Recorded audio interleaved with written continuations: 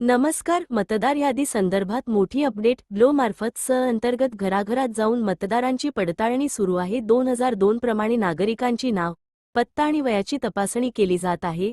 नाव नसेल तर फॉर्म 6 तर दुरुस्तीसाठी फॉर्म 8 भरता येणार आहे. म्हणून ब्लो आल्यास सहकार्य करा, अन्यथा तुमचे नाव मतदार यादीतून वगळले जाऊ शकते. Desk news Marathi Sangamner. Desk news Marathi Sangamner. अस्सलाम वालेकुम। जैसे कि महाराष्ट्र में एसआईआर लागू हो गया है। एसआईआर का मतलब मतदान कार्ड को नवा जूना करके लेने का, ये अपनी आसान भाषा में।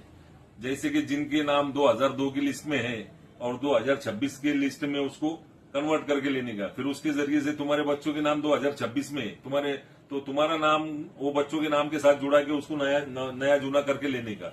ये बात बहुत आसान है।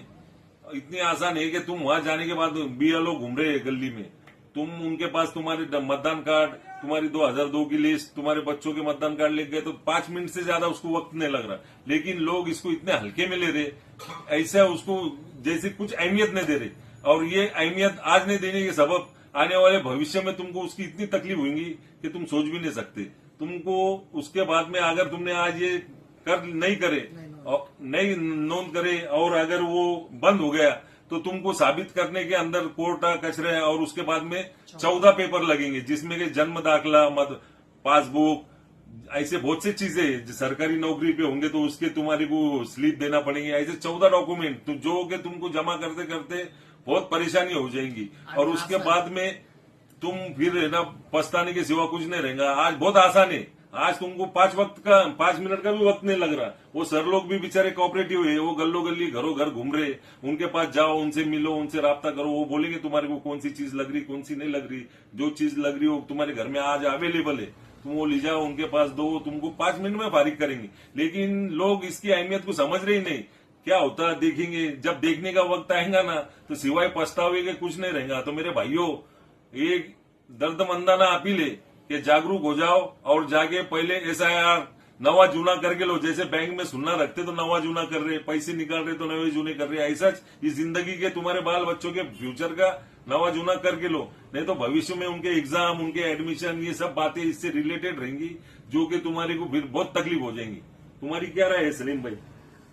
मी सगळ्यांना असं सांगू इच्छितो का हे जे एसआयआर जे नोंदवू राहिले तर हे गल्लोगल्ली सगळ्यांसाठी फायदेशीर, मतदानासाठी फायदेशीर आहे। आपल्या याच्यामध्ये आपण भारताचे नागरिक तत्व आहे हे सिद्ध होऊन जाणार आहे। खरं म्हणजे मेन मुद्द्याचं त्याचं कारण ते मूळ कारण, तर त्याच्यामुळं आपण आपल्या मुलांचं, जसं साहेबांनी बहिणी सांगितलं का तुम्ही हे आता सोपं आहे, सरळ आहे, तर तुम्ही जर कधी हे आता नाही नोंदवलं तर पुढच्या वेळेस तुम्हाला त्रास होणार आहे। तर तुम्हाला 14 डॉक्युमेंट्स त्यावेळेस द्यावा लागणार आहे। त्यामुळं तुम्हाला आता जे सोपं सरळ मार्ग आहे तर ते सोपं सरळ मार्ग तुम्ही अवलंबून लवकरात लवकर आपले नाव नोंदवून घ्यावे आणि ज्या 2002 च्या यादीमध्ये ज्यांचे नाव आहे, त्या वडिलांचे, आईचे ज्यांचे नाव आहे, तो पुरावा आहे तुमच्याकडं ओळखपत्र आहे, त्यावेळेस इलेक्शन ओळखपत्र आहे त्यावेळेस काढलेलं, ते ओळखपत्र घेऊन जाणं।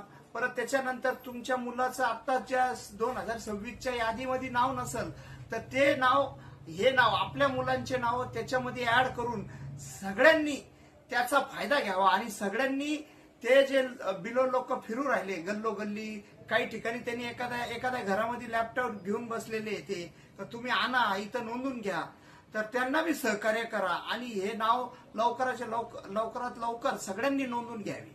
आज इसकी अहमियत को समझो तो कल पछताना ना पड़े। अस्सलाम वालेकुम।